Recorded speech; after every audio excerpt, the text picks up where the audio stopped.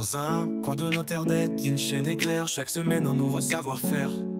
Avec Blender 3D, elle nous enseigne modélisation, sculpte, texture, tout ça prend sans peine. La fabrique d'univers où les rêves prennent vie. Avec chaque tutoriel, elle nous éblouit.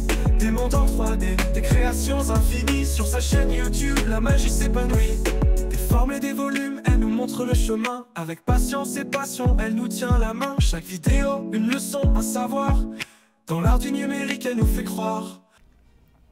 Salut à vous les Blenderphiles, soyez les bienvenus dans ce nouveau tutoriel rapide sur Blender. Alors aujourd'hui, nous allons voir ensemble comment créer une texture zèbre en mode procédural. Pour ça, nous allons créer un node shader avec seulement quelques nodes.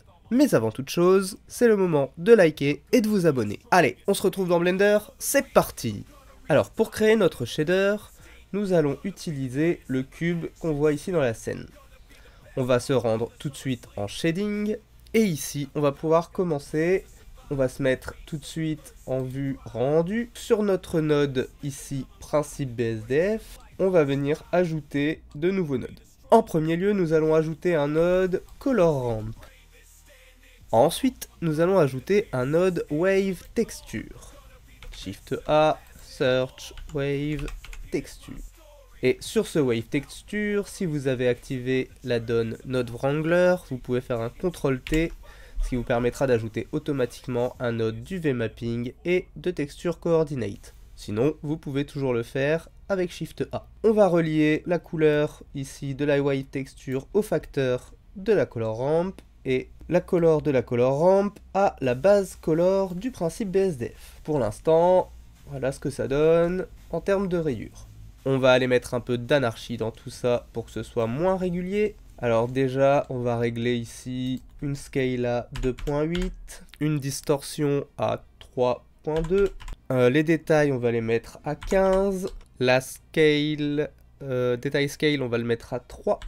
0.3 pour le détail roughness et 0.3 également pour la phase offset.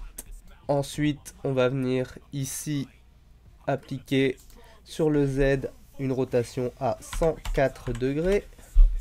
Et maintenant, on va pouvoir venir déjà régler notre parure. Alors on va peut-être pouvoir réduire encore la scale. Et on va pouvoir jouer sur la netteté de nos bandes avec le Color Ramp. On peut piloter les couleurs de cette texture à l'aide des petites couleurs du Color Ramp.